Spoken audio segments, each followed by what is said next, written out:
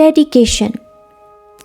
This book is dedicated to my spiritual master, Jagat Guru Shri Kripaluji Maharaj, the embodiment of divine love and grace, who munificently revealed the most sublime spiritual knowledge for the welfare of humankind.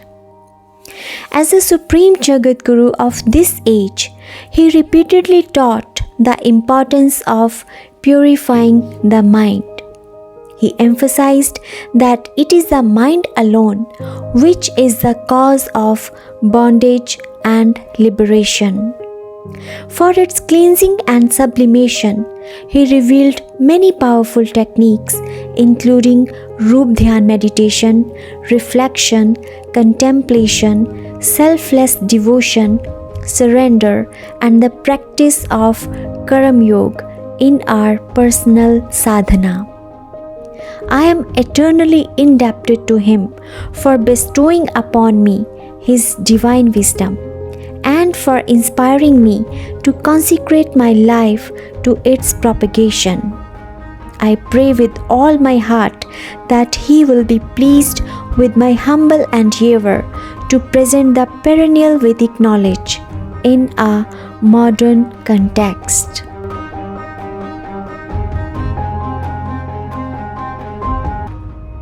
Introduction. As we strive to upgrade the quality of our life's experiences, we begin to realize the importance of the mind. It creates our perceptions of happiness and distress.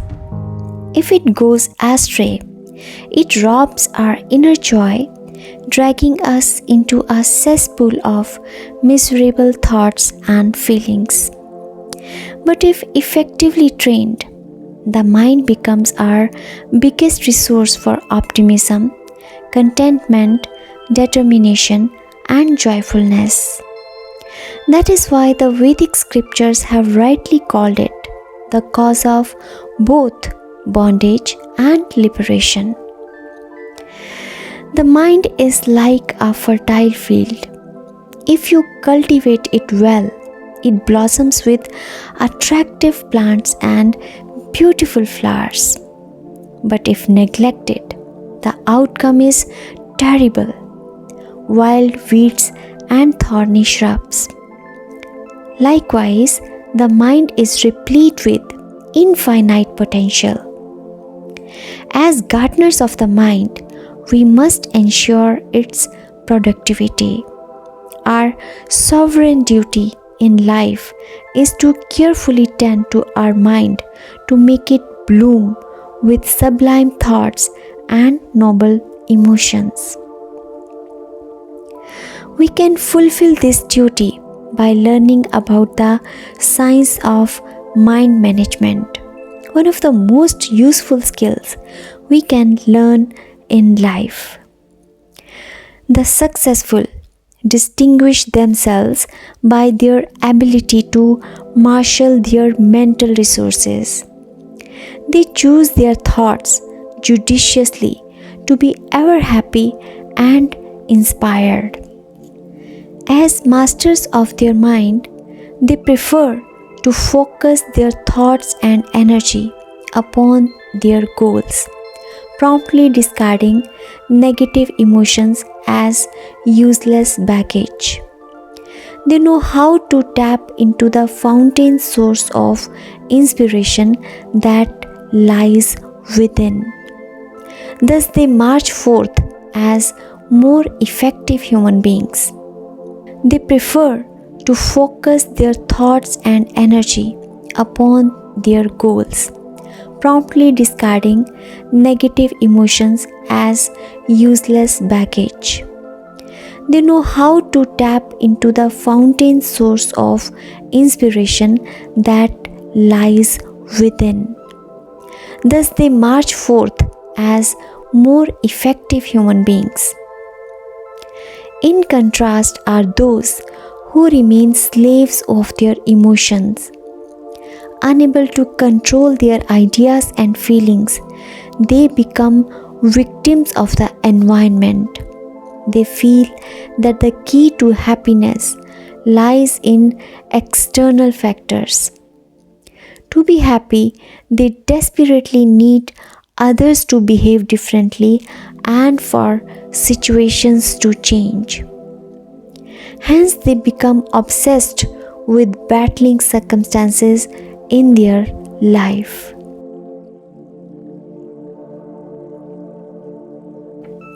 Wouldn't it have been easier if they had prioritized improving their own mind?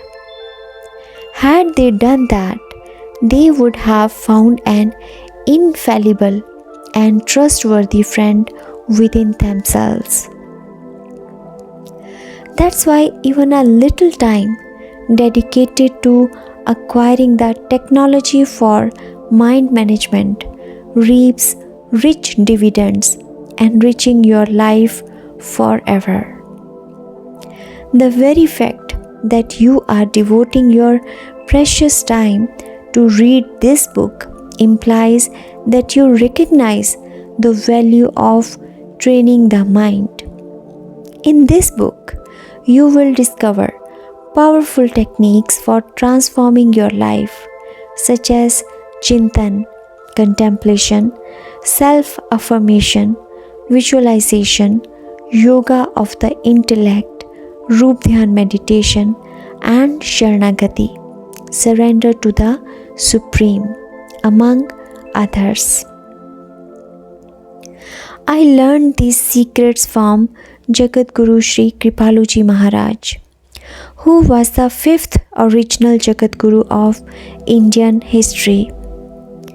He personally coached me for 25 beautiful years in the practical application of these teachings to my life. What I gained from this indescribable experience is beyond words. Suffice it to say that the practice bestowed an inestimable treasure of love, knowledge, and bliss that only keeps growing each day.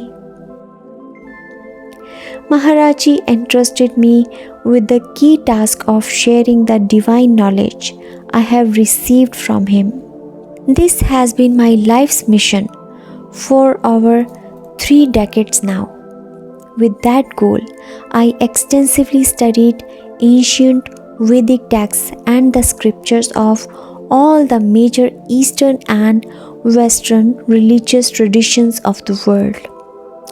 Further, I delved into the teachings of scores of other great saints in Indian history: Kabir, Tulsidas, Narsi Mehta, Tukaram, Mirabai, Guru Nanak, Eknath, Surdas, and many more.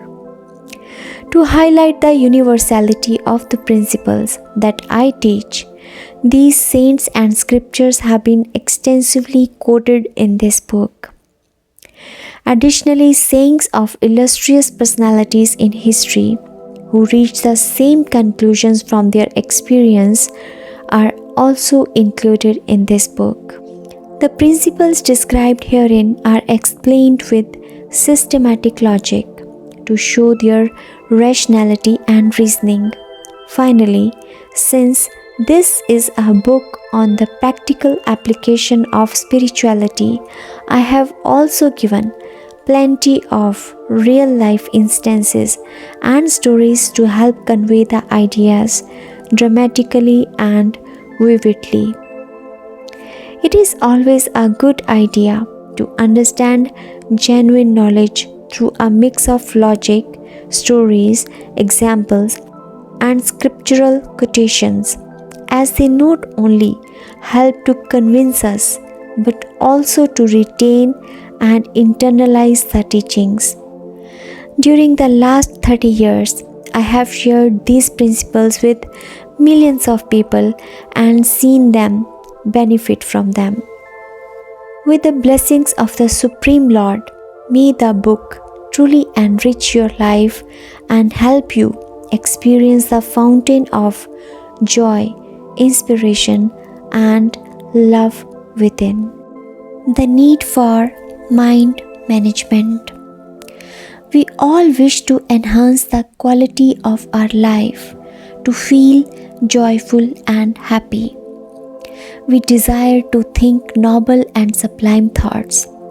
We wish to do productive work that makes a difference in the world. In short, we all seek to be better human beings. An auto script embedded within our soul inspires us to be more perfect, more godlike. Yet, not everyone achieves their cherished goals.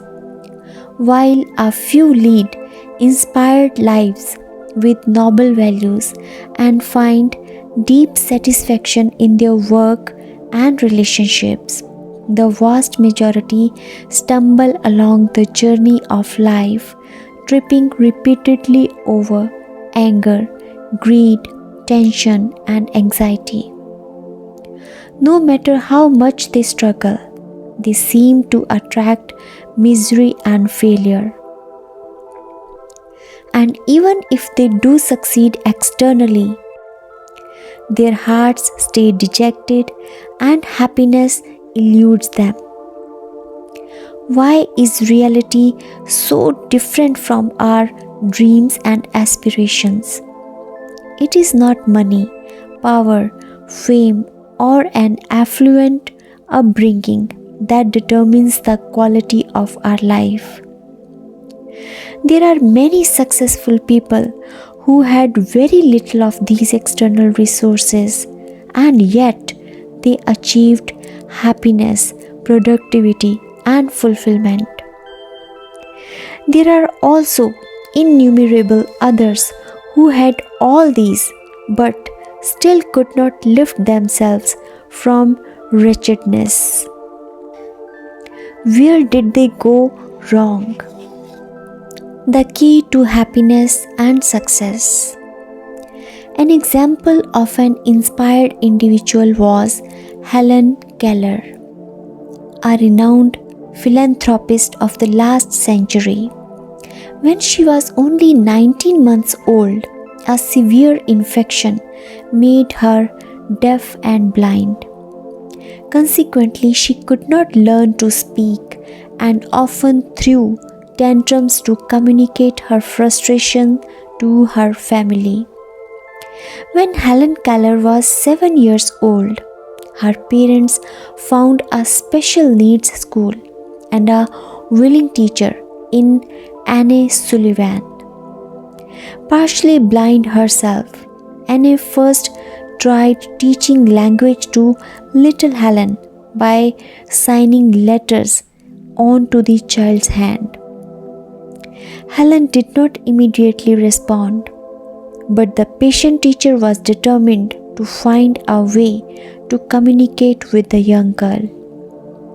One day, Anne placed Helen's hand under a water spout. With cool water running over one hand, Anne wrote the letters WATER on Helen's other hand. Suddenly something clicked within Helen.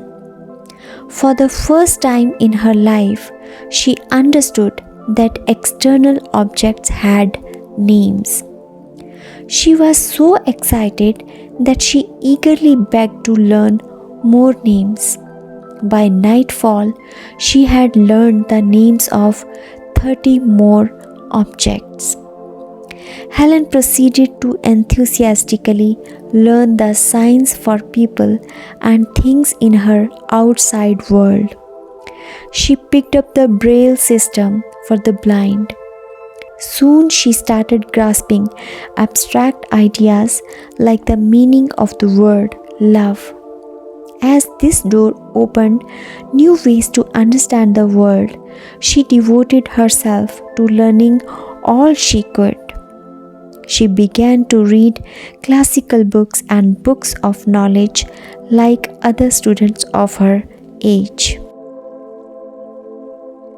As a young adult, Helen became determined to join Harvard University, although her parents and friends were not so encouraging. Helen persevered, passed the required tests, and was accepted at Radcliffe College, the women's college associated with Harvard. She graduated with academic honors, despite the fact that she was deaf, blind, and unable to speak. Helen now wanted to learn to speak like others around her. She was guided to touch the face, mouth, and throat of Anne Sullivan while her teacher was speaking, and astoundingly, Helen responded to this kinesthetic experience by producing the sounds of speech herself. Helen learned to speak well enough to give lectures that over time inspired normal, deaf, and blind people everywhere. In her later years, Helen became a philanthropist, seeking ways to fund the education of others. She lived till the ripe age of 87. Here are a couple of her famous quotations to savor. When one door of happiness closes, another opens. But often we look so long at the closed door that we do not see the one which has been opened for us. Life is exciting business, and most exciting when it is lived for others. Contrast Helen Keller with others whose outer circumstances were exceptionally favorable, yet they failed miserably. One such person was Elvis Presley, an icon of the rock and roll generation. He was handsome, wealthy, a movie actor, possessed a golden voice, and often called the king of rock and roll. Yet he was wretchedly unhappy and often used a round of drugs to gear up for a musical performance, followed by another round to calm him down after the performance. Elvis Presley gorged on drugs, sex, and songs that possibly thrilled his fans more than him. Though externally he was so successful, yet internally he was nearly bankrupt. He died prematurely at the age of 42 with heart complications, other serious health problems, and a long time addiction to drugs. The singer once lamented, "Truth is like the sun. You can shut it out for a while, but it isn't going away." How different were these two luminaries? What did Helen Keller have that enabled her to succeed beyond imagination, despite possessing only 3 of the normal 5 human senses? And what did Elvis Presley not have that he failed so miserably in his personal life, although he lacked neither wealth, fame, nor talent? The key difference lay in the state of their mind.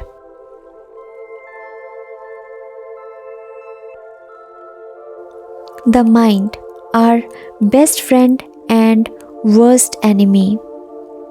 Our mind is the single most important factor that determines the quality of our life. Successfully controlled, it becomes our best ally.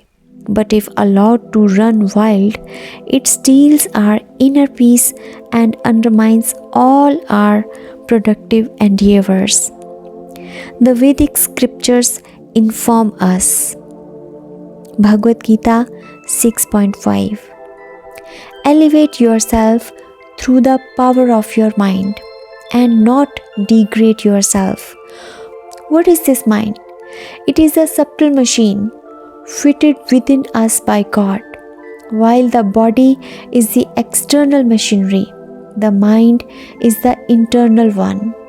Its function is to generate thoughts, and it profusely engages in this activity throughout the waking state. It continues to work even when we dream. Only in deep sleep does the mind rest. This is why when people wake up from slumber, they say, I slept very peacefully. I did not experience anything. During deep sleep, the mind is at rest and you experience blissful peace.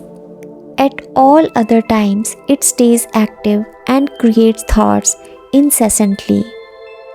We experience both happiness and distress because of the state of our mind.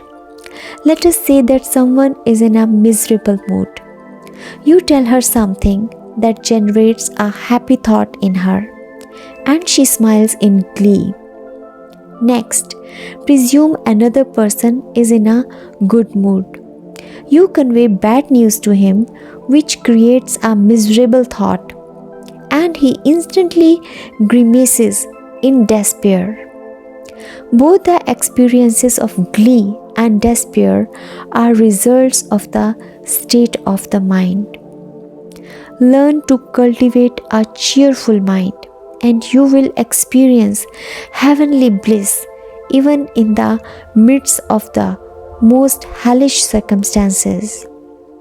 On the other hand, if we harbor a miserable mind, we will suffer the torments of hell even if we are surrounded by heavenly luxury. British poet and philosopher John Milton described this perfectly in Paradise Lost. The mind is a place of its own, and in itself can make heaven out of hell and hell out of heaven. We dissipate a large portion of our energy in combating external enemies whom we perceive as potentially harmful to us. But the Vedic scriptures say the biggest foes such as lust, anger, greed, envy, and illusion reside in our own mind. These internal adversaries are even more pernicious than the outer ones. External opponents may injure us for a while, but the demons within have the ability to make every moment a living hell. For example, when our mind harbors animosity, the negative thoughts generated do more damage than the object of our hatred. Hence, it has been wisely said, resentment is like drinking poison and hoping that the other person dies. The poison referred to is the negativity we harbor within. The Buddha expressed this truth vividly. I have been insulted, I have been hurt, I have been beaten, I have been robbed. Misery does not cease in those who harbor such thoughts. I have been insulted, I have been hurt, I have been beaten, I have been robbed. Anger ceases in those who do not harbor such thoughts. If someone accidentally throws a stone at us, it may hurt for a few minutes, but by the next day, we would probably have forgotten about it. However, if someone says something unpleasant, it can agitate us for years. On the other hand, if we can get rid of such thoughts, we will experience sublime peace. Given the role of thoughts in bestowing hellish misery or celestial joy, it becomes important that we understand their power.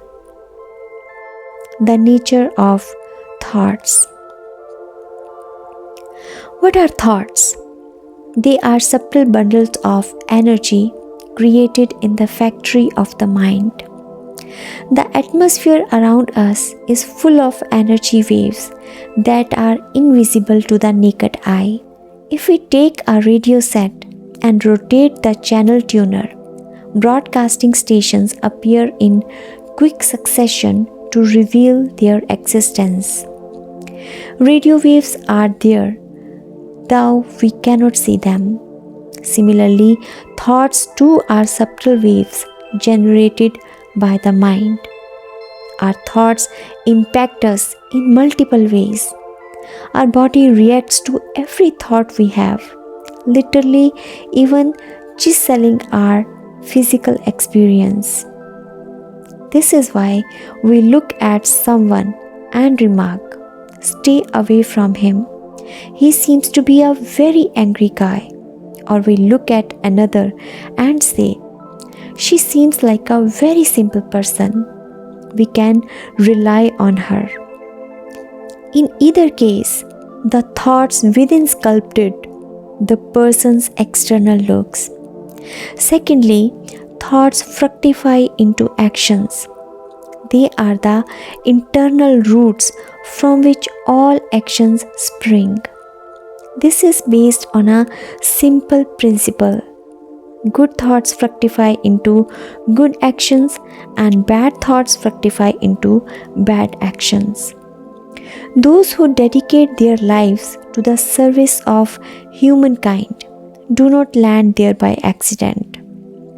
For years, they cultivated compassionate and noble thoughts in their mind until the energy of those accumulated thoughts blossomed into inspiring acts of sacrifice and service. Similarly, those who commit theft and murder naively blame circumstances for their sins. If we were to delve deeper, we would discover that they harbored sinful thoughts in their mind, and circumstances literally aligned themselves to fulfill their desires.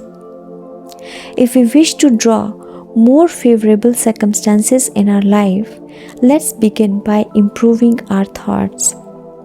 Without understanding this cause and effect relationship, we put the cart before the horse when we struggle to discard bad actions from our personality without changing the underlying thoughts.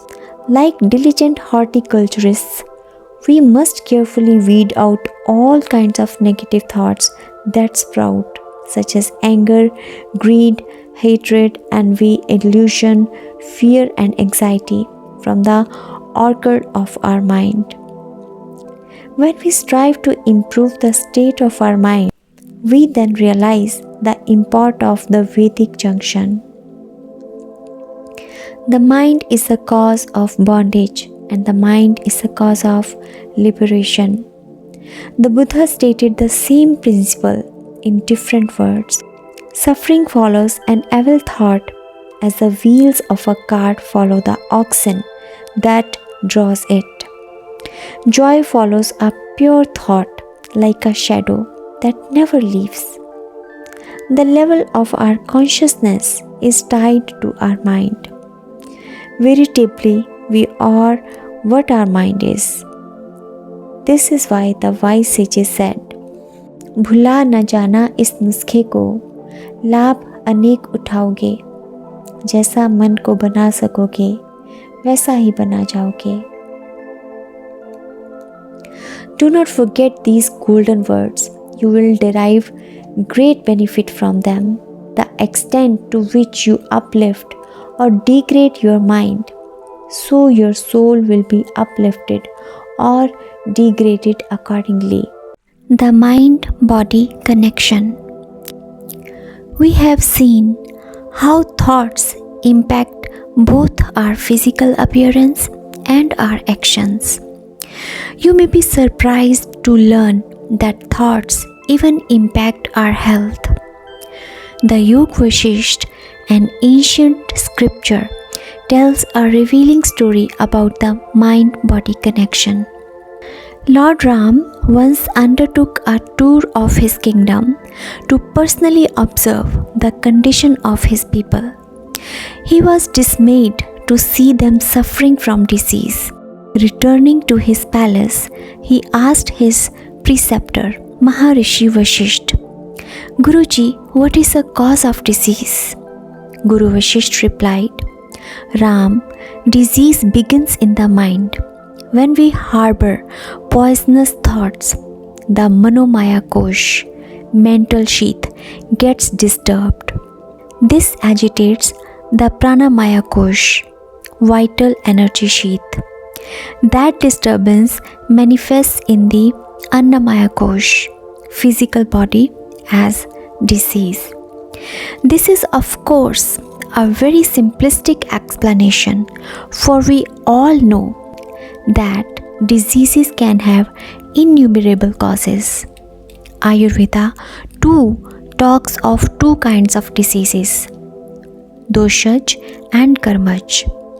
Doshaj diseases are reactions to bad karmas or actions from our past lives, while karmaj diseases are a consequence of defective habits of eating, sleeping, thinking, working, etc. in the present life. Behind both are negative thoughts that result in harmful habits and immoral actions. In the last few decades, modern medical science has begun acknowledging the mind-body connection. A powerful example of this is the placebo effect. A placebo is a harmless substance, like a sugar pill, given to patients instead of prescription drugs. However, patients are told they are being given a medicine for their ailment. The consequence of consuming the placebo is that patients mentally believe they will now get well, and their thoughts induce them to recuperate even without taking actual medicine. One such study on the use of placebos was conducted by Dr. Stewart Wolf in the 1950s.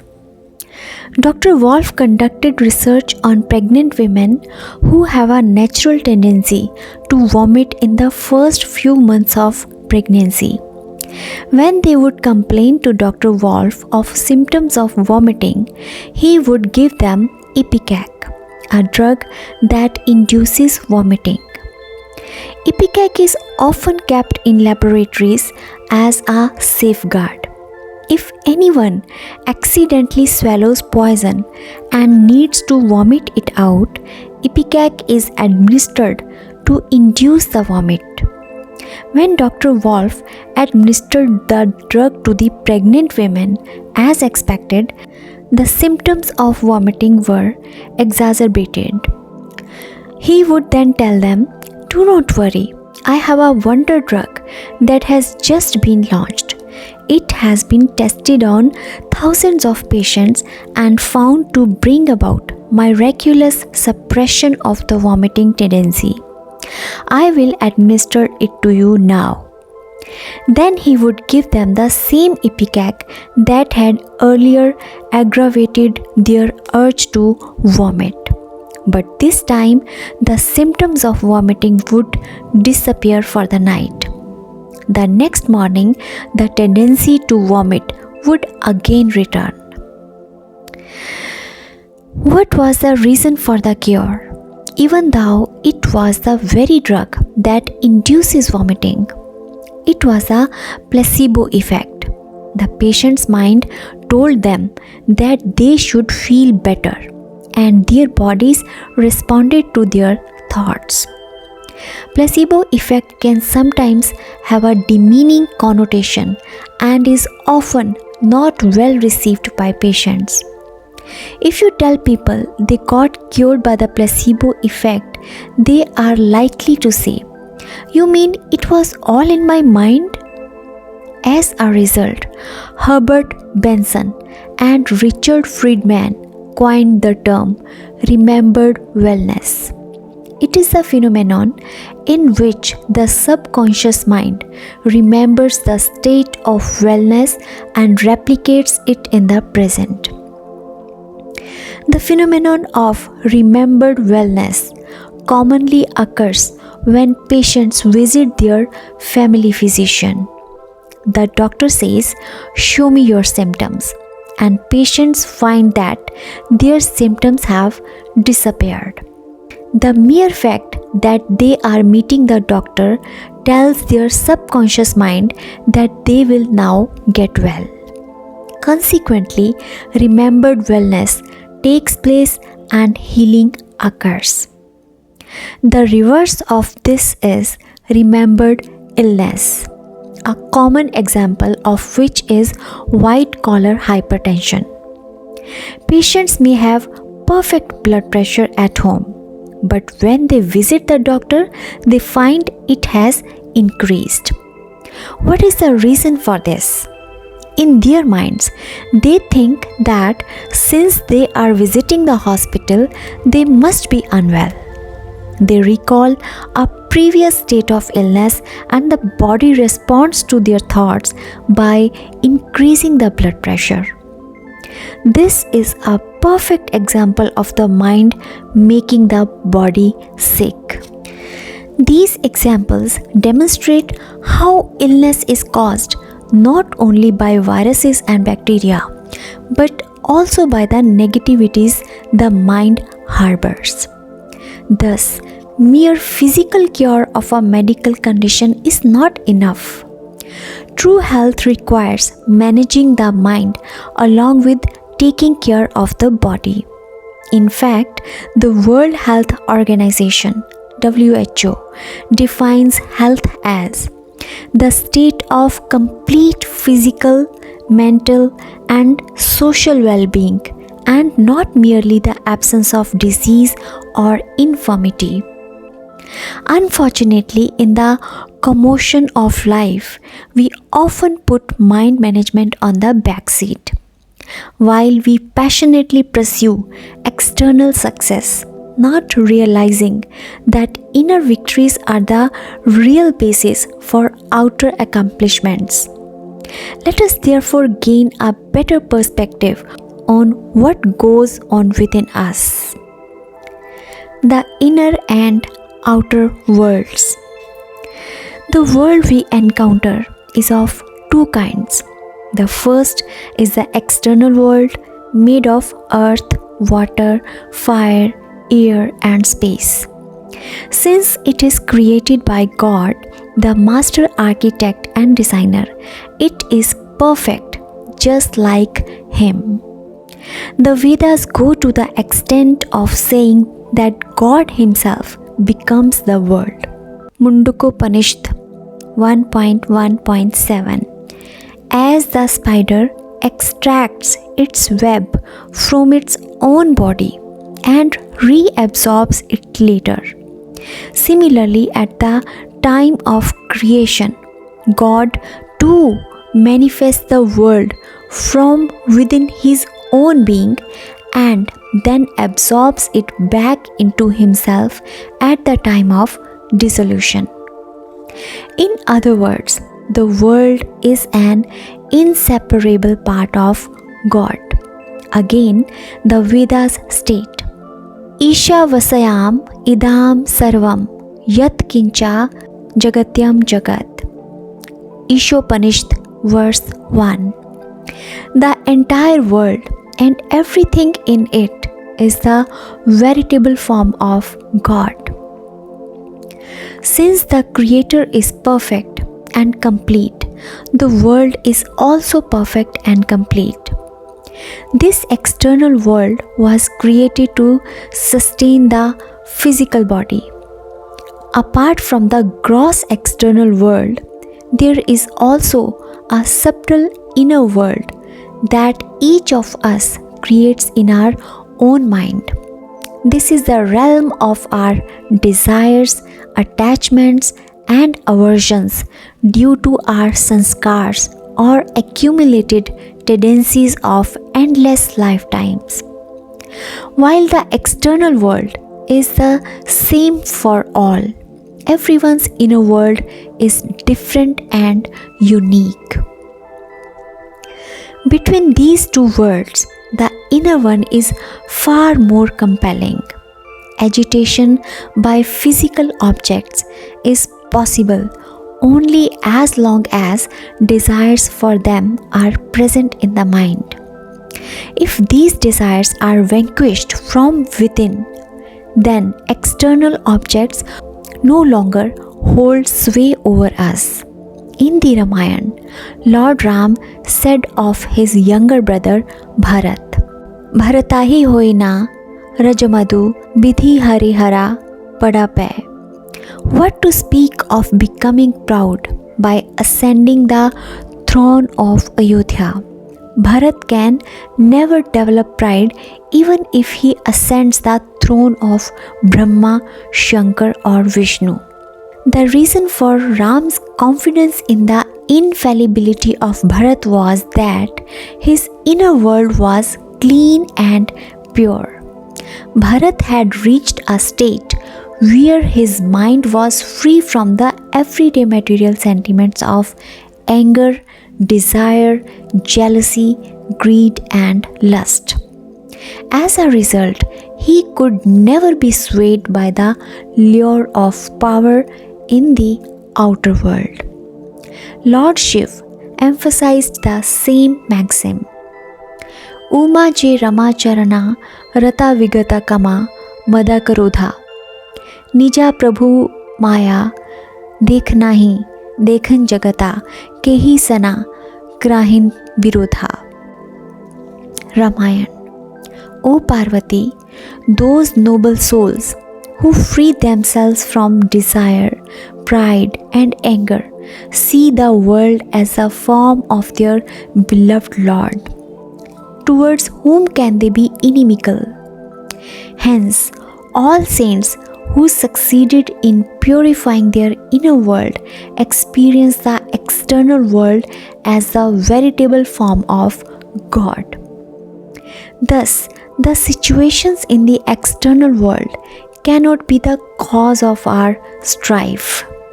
Rather, it is the other way around. Inner thoughts bring external circumstances onto us, as will be explained in the next section. Thought by thought, we forge our destiny. When we encounter difficulties, we tend to hold the outer world responsible for our woes.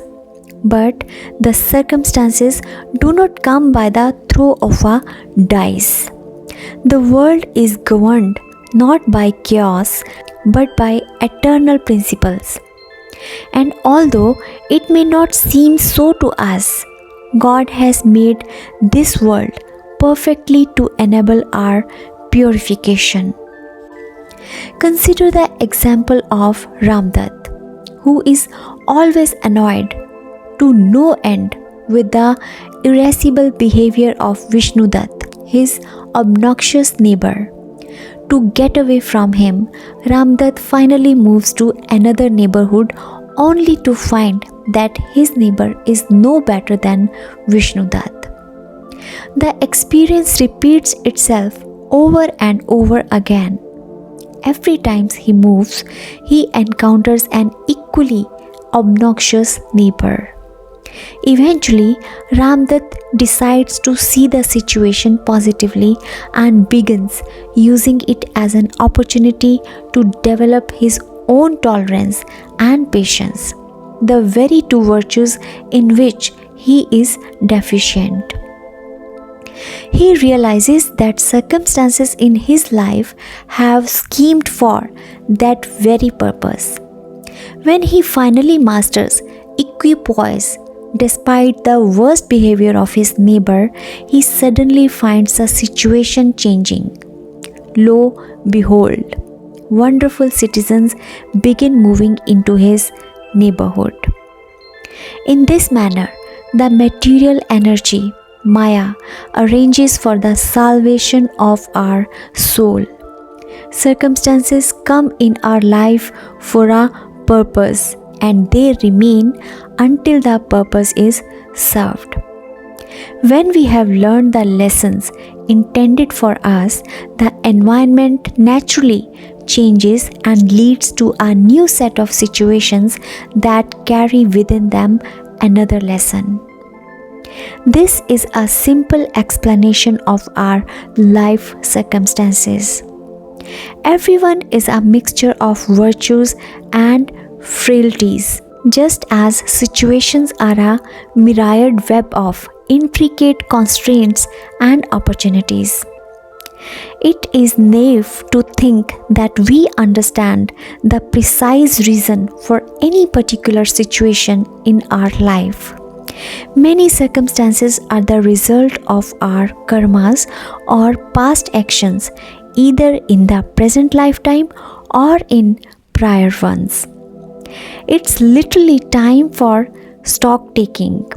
If we had sinned grievously in the past, painful situations come as punishment. They teach us that actions have consequences and that we should not sin again. At other times, God merely supplies us a rope to hang ourselves with.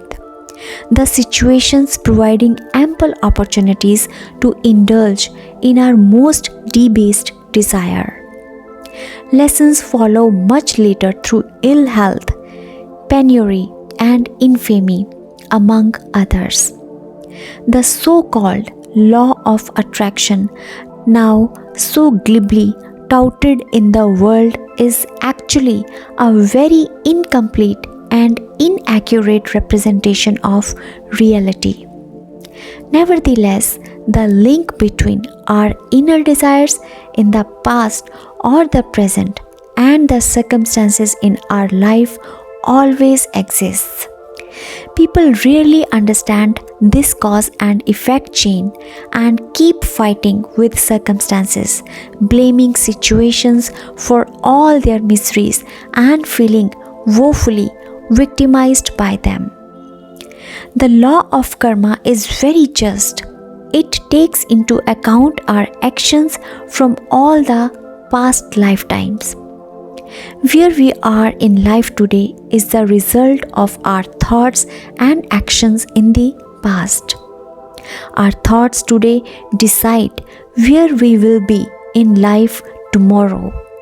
Rather than play the blame game or curse Lady Luck, we must focus on improving ourselves.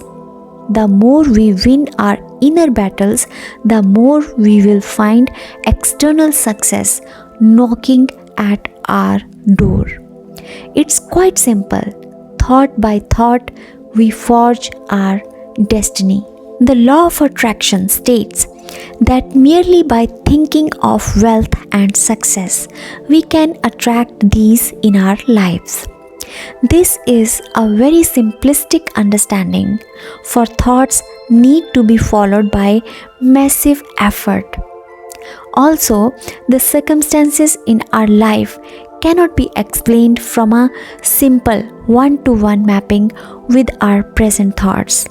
There are many other factors as well that determine what happens to us, such as our past karmas, the efforts of others, the karmas of all the souls in that place, the will of God, etc. Let's look at a young lady who leads a mediocre existence but cherishes a life full of purpose and value. She nurtures thoughts of pleasing God through loving service to society.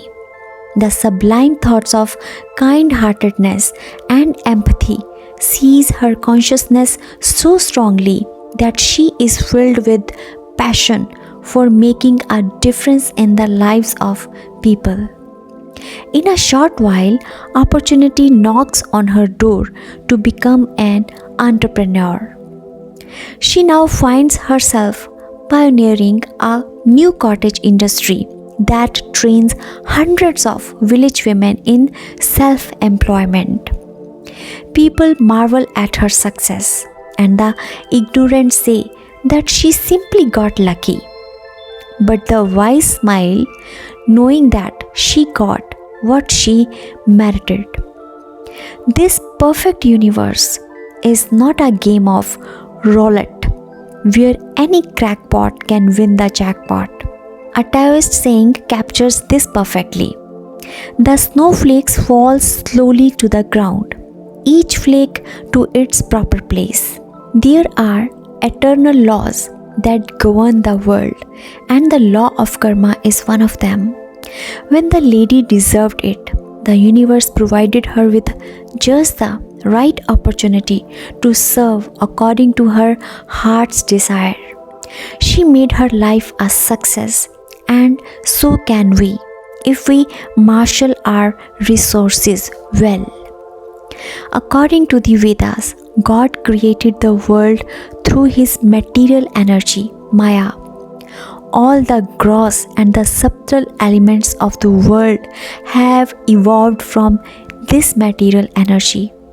Since it is God's Shakti or energy, Maya always acts in his service and works to fulfill his divine will. Thus, it orchestrates situations in the world for the gradual elevation of the soul, continually pushing us to move from our present state to perfection. You would have noticed that nothing in life and in this world is constant. We are incessantly pushed to grow and evolve. As soon as we learn one lesson, the next one is presented to us. Life is like a book that is constantly teaching us lessons. Having come in this world, improve we must. Be open to this learning.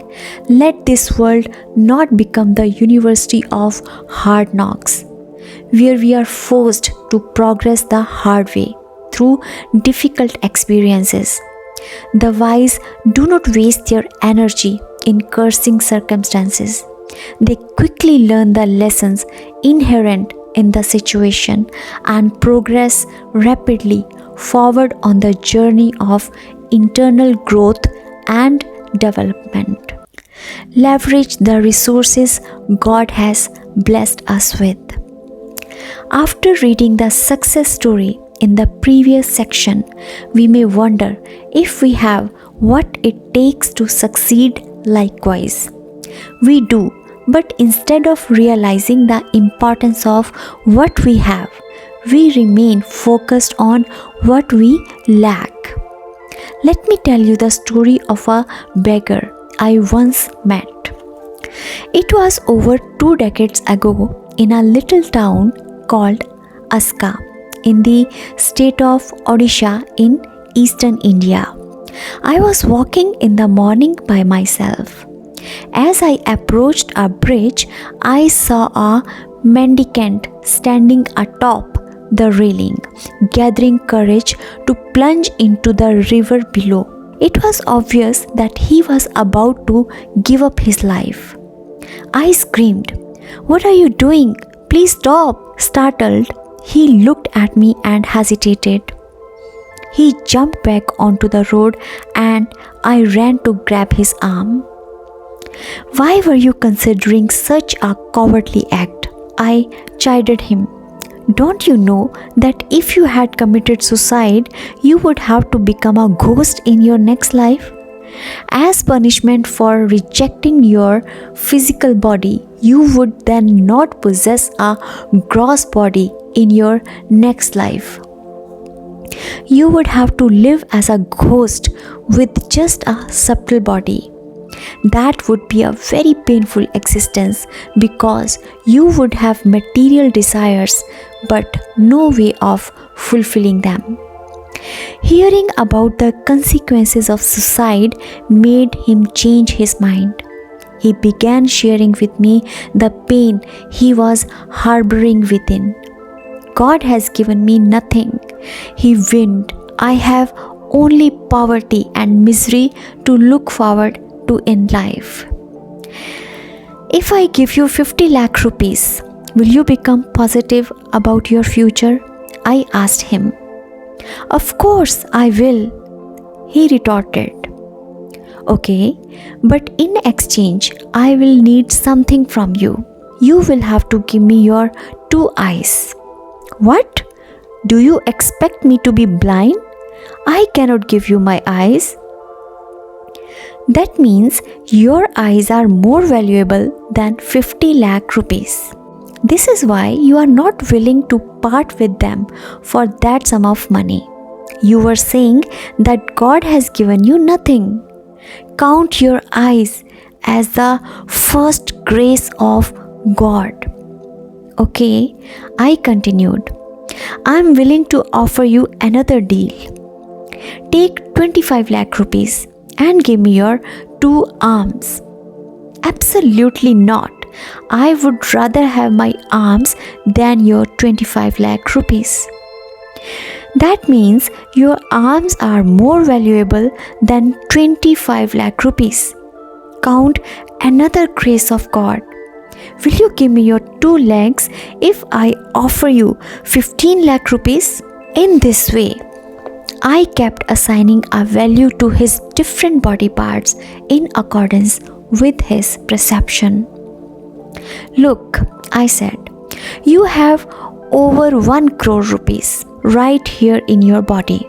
The problem is that though you have received so much from God, you have not realized the value of His gifts. Like that mendicant, we too tend to undervalue the graces we have received from the benevolent Lord. All of us are blessed with two wonderful eyes, each fitted with 125 million photoreceptors for converting light into electric signals. They help us see the colors of the rainbow, the crimson sky of the setting sun, the plumes of the peacock, the dewdrops on the lotus leaf, and the flight of an eagle. Isn't that an exceptional grace that we should be delighted about? Similarly, we often take the gift of hearing for granted.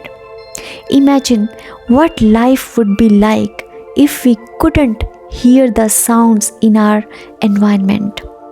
Fortunately, we are blessed with 2 ears, each fitted with 30,000 fibers with which we hear sounds in a wide audio spectrum ranging from 20 Hz to 20,000 Hz, including leaves rustling in the wind, ocean waves hitting the rocks, acoustics of a theatrical symphony, and spasmodic thirds of a woodpecker against a tree trunk. Isn't it an invaluable gift for which we ought to be more grateful? Again, we are blessed with a tongue that, in conjunction with a sound box, can create words to heal, console, uplift, entertainment, cheer, and educate. How fortunate for us! Our brain is fitted with 100 billion neurons that combine to make trillions of circuits. This gives us the ability to appreciate the perspicacity of Upanishadic knowledge, the aesthetics of Shakespeare's plays, the logic of a computer software program, the ethical ramifications of a situation, and the legality of our actions. Our blood flows through nearly 100,000 kilometers of arteries and capillaries to deliver oxygen and nutrients to almost 40 trillion cells in our body. To drive the blood, the heart beats 100,000 times in a single day and 36 million times in a year. How miraculous! We have a musculoskeletal system with 650 muscles, 206 bones, and 11 kilometers of nerve fiber, all synchronized to work at our command. They enable us to climb mountain peaks, run down valleys, dive into lakes, and swim across rivers. What a blessing! The organs in our body perform such complex functions that if these activities were to be replicated by machines, it would require a factory the size of a warehouse. It is obvious that we are beneficiaries of abundant grace. The list of our individual assets, physical and mental, can run into scores of pages. Yet, despite all the graces bestowed upon us, why is it that some people manage their resources so well that they move from accomplishment to accomplishment, while others squander them and stagger from failure to failure? Once again, the answer lies in the state of the mind. The successful distinguish themselves from failures by their attitude, which is the ability to manage their own inner state. We have seen how the quality of our life, including joy, health, circumstances, and productivity at work, depends upon our state of mind. This book on the science of managing the mind is thus a powerful means of enriching ourselves. Let us understand this science and apply it in our daily life. Summary of the main points. Our mind has the potential of becoming our best friend or worst enemy. A controlled mind is our best friend, while an uncontrolled mind is our worst enemy. The mind is a subtle machine within us that incessantly creates thoughts. Thoughts are little bundles of energy that impact us in multiple ways and affect our appearance, health, experience of happiness, and much more. Most importantly, thoughts fructify into actions. If we wish to improve our actions, we must begin by improving the thoughts we harbor within ourselves. Thought by thought, we forge our destiny. When we cultivate noble and sublime thoughts in our mind, we naturally draw favorable circumstances in our life. The external world is made by God and is perfect for our elevation. Therefore, the change we need to bring about in our lives must begin from within.